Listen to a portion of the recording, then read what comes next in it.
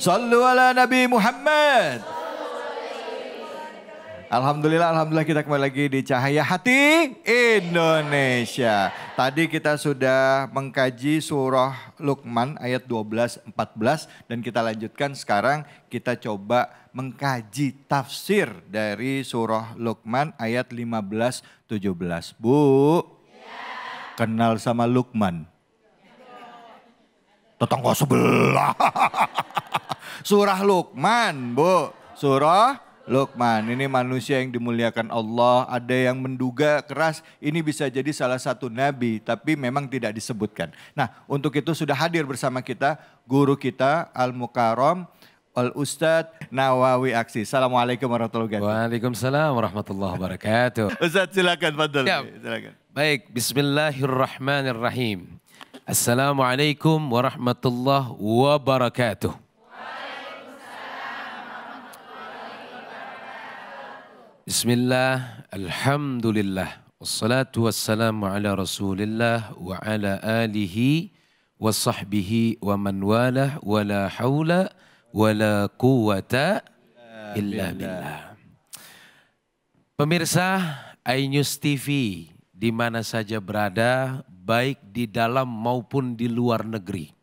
Begitupun para jamaah Majelis Ta'lim Muslimah.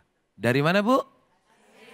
Alhamdulillah. Dan yang tak kalah penting, host kita yang ganteng, kita yang muliakan, yaitu Ustadz David yang alhamdulillah selalu ceria dan ceria. Kita doakan semoga kehadiran kita dan kumpul kita di sini mendapatkan rahmat dan barokah dari Allah Subhanahu wa taala. Amin ya rabbal alamin. Bapak, Ibu sekalian yang dirahmati oleh Allah Subhanahu wa taala, tema besar kita adalah tentang apa tadi, Bu? Sandwich generasi. Ya, sandwich generation atau generasi sandwich. Ya kalau bahasa orang Cikeas mah tulang punggung. Nah, kira-kira begitu dah ya. Iya, ribut banget sampai sandwich gitu. Iya, tulang punggung keluarga, kira-kira begitu. Karena bahasa istilah zaman now-nya itu sandwich generation. Kalau bahasa kitanya tulang punggung. Nah, tulang punggung ini yang menjadi beban hidupnya ada 3 generasi. Orang tua dan anaknya, kemudian diri sendiri, anak dan istri kita. Nah, tema ini sebetulnya Ustadz David percis sekali dengan saya. Karena saya termasuk kategori sandwich generation sebagai tulang punggung keluarga. Terus terang saya dari 2 tahun sudah menjadi yatim. Saat ayah saya meninggal, ibu saya mengandung. Saya punya adik kandung 1. Tahun 1999. Setelah itu ibu saya menikah kembali, dapat anak lagi, dikarunia anak lagi 3. 2 laki-laki, 1 perempuan. Bahkan di saat masih kecil-kecil, kemudian suaminya meninggal lagi. Sehingga ibu saya punya anak 5. Dan saya anak yang paling pertama. Sehingga saya harus menghidupi ibu saya, adik-adik saya. Kemudian saya punya anak 2. Dan istri 1. Oh kirain, jelas dong ya kan gitu. Ya. Dan semua harus saya tanggung. Apakah kemudian ini beban atau berkah? Mungkin Allah sudah mendesain bahwa saya yang harus menjadi penanggung jawab semuanya. Dan mungkin Allah hantarkan rezeki orang tua saya bukan pada masa orang tua saya, tapi melalui anaknya, yaitu melalui saya. Maka karena itu Bapak Ibu sekalian, apa yang telah saya alami, alhamdulillah. Sekarang adik-adik semua pesantren di Jawa Timur, di Darul Lughah wa Dakwah, mereka semua pesantren. Kemudian ibu saya alhamdulillah sudah berangkat umroh, sudah mulai daftar haji sekarang. Karena memang rezeki itu tergantung program yang kita miliki, Bu. Termasuk nih buat anak-anak laki-laki yang seusia saya usia 27 tahun. belum sampai 30, harus memang banyakin program dalam hidup kita.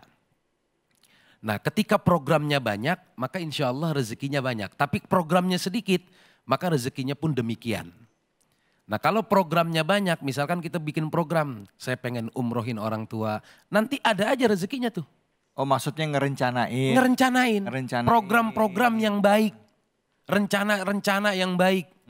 Saya pengen bikinin rumah yang layak buat orang tua. Nanti Allah datengin rezekinya.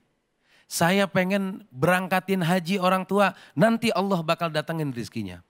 Karena ketika kita apapun itu selalu orang tua yang menjadi nomor satu. Maka insya Allah Allah akan menjadikan kita juga raja ketika kita menjadikan orang tua raja.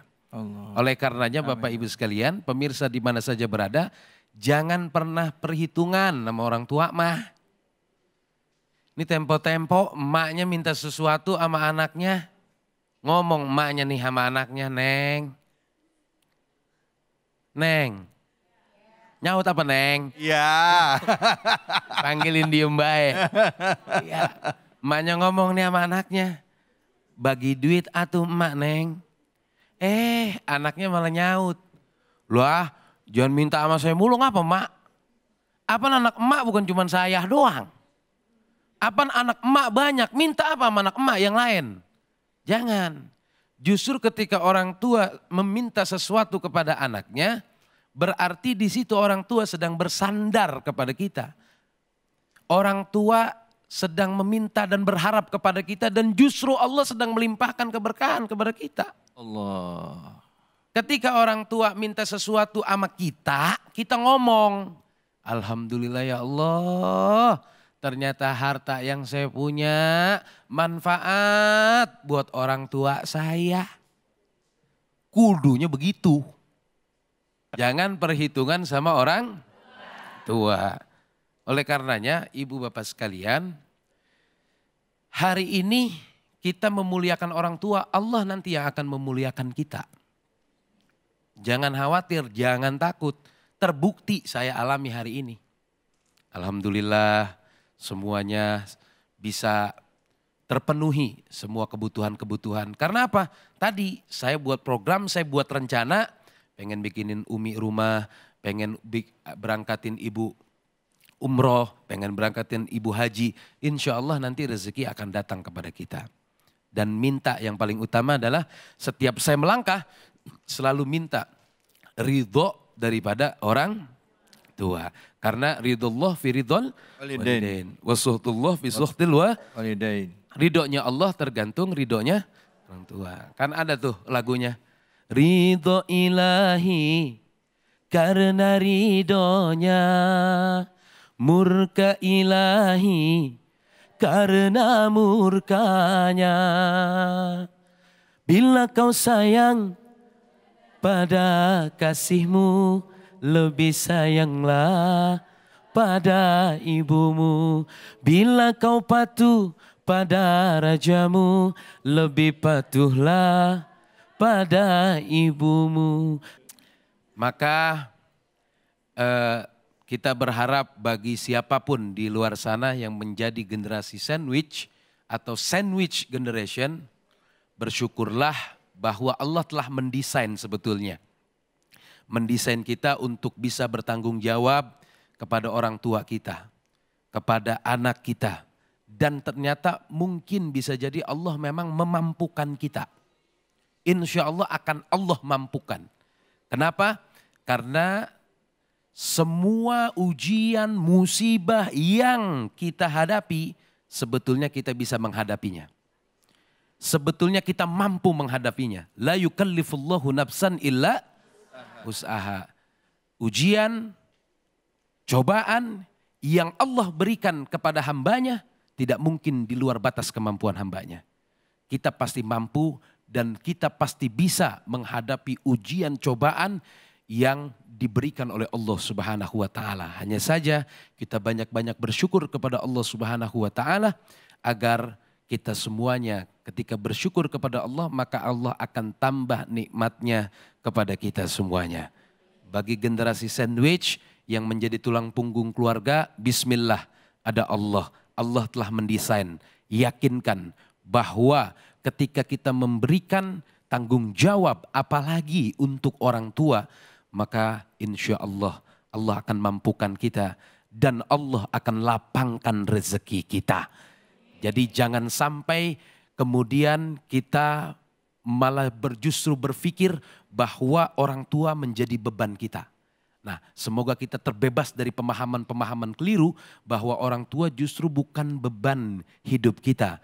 Tetapi insya Allah orang tua adalah jembatan, wasilah yang membawa keberkahan bagi kita sebagai anaknya yang mendapatkan keberkahan dari Allah Subhanahu wa Ta'ala. Begitu Ustadz David. Iya baik, terima kasih banyak Ustadz Nawawi. Bu, jadi anak itu tanggung jawab sama orang tua. Ya, ada sekarang trennya Ustadz, orang tuanya udah masuk usia sepuh, ya, anaknya sibuk kerja, anak ada 5 semuanya sibuk, anak ada 3 semuanya sibuk.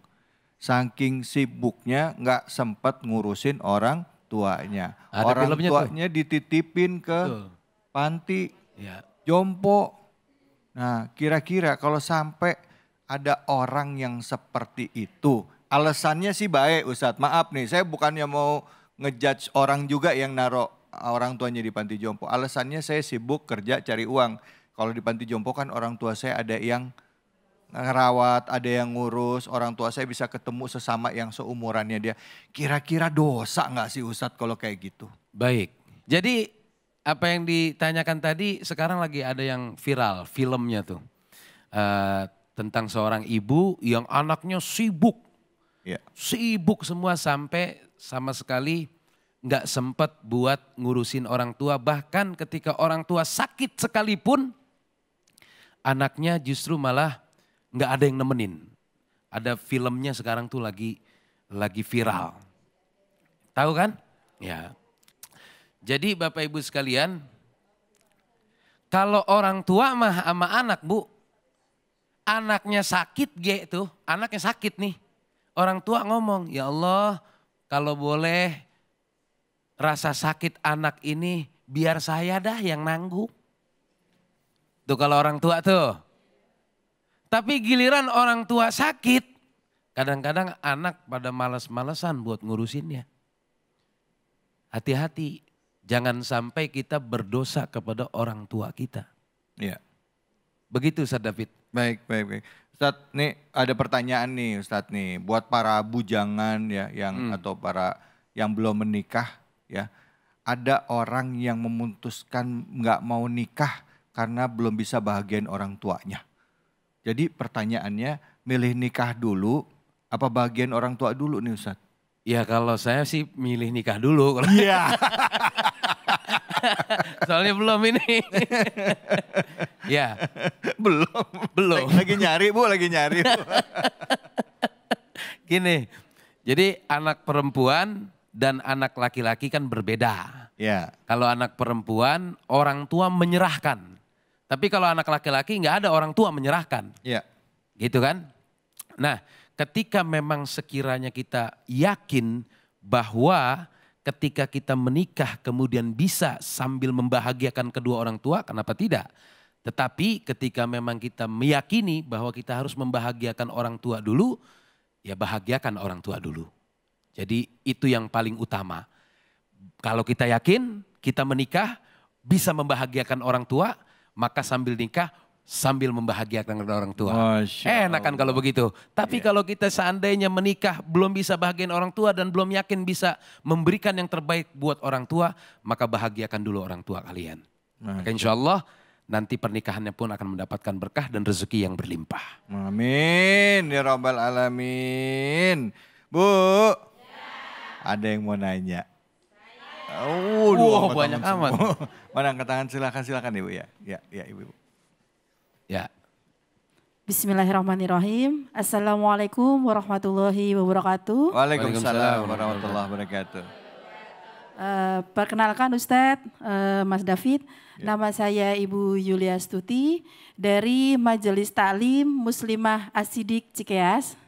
Mohon izin bertanya Ustadz, Baik. Bolehkah seorang istri itu memberikan rizkinya kepada orang tuanya tetapi tanpa izin dari seorang suami Ustadz? Ya. Boleh nggak hal seperti itu? Terima kasih. Wassalamualaikum warahmatullahi wabarakatuh. Waalaikumsalam warahmatullahi wabarakatuh. Ustadz maaf saya tambahin dikit Ustadz. Kalau kita laki-laki lebih gampang ngeluarin uang buat orang tua kita. Ya uang-uang kita yang cari uang, kita yang cari nafkah. Nah tapi kalau para ibu nih suka dilema. Iya kan, karena uangnya kan uang suami yang cari nafkah kasih ke kita.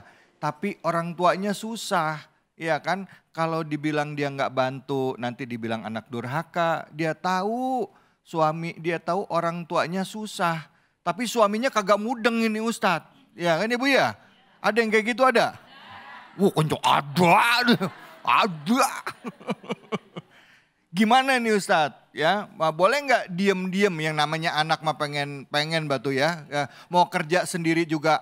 Anak ada banyak ya Bu ya, mau cari uang sendiri susah. Kira-kira gitu Ustaz. Ya begini, memang orang tua itu ada 3. 1 orang tua kandung, 2 adalah mertua.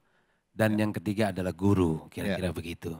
Manakala seorang istri ingin memberikan ke orang tua kandungnya ke orang tua kandung istrinya karena itu adalah uang suami. Iya. Karena dia dinafkahi oleh suami, maka sebaiknya enggak susah kalau kita kemudian berdiskusi menyampaikan kepada suami, Bang saya mau ngasih emak saya ya. Bagi suami yang baik mah, lah kasih Neng. Emang ada duitnya? Ada kemarin yang dikasih abang, mau ngasih berapa? Alhamdulillah kemarin dikasih abang, tiap hari kan abang suka ngasih sama saya 2 juta. Iya. Amin. Ibu-ibu di sini ada nggak yang segitu dikasih sehari 2 juta? Padahal suaminya cuma ngojek. Kenapa penghasilan bisa 2 juta? Ternyata motornya dijual.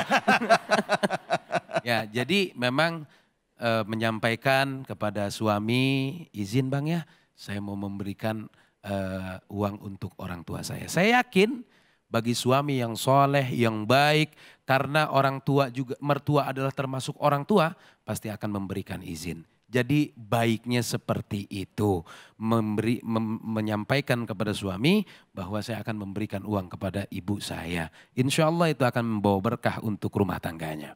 Amin, amin ya Rabbal. Nah juga ngingetin buat para suami yang nonton ini nih ya. Saya ngingetin kadang-kala namanya istri malu mau minta sama suaminya mau ngasih ke orang tuanya.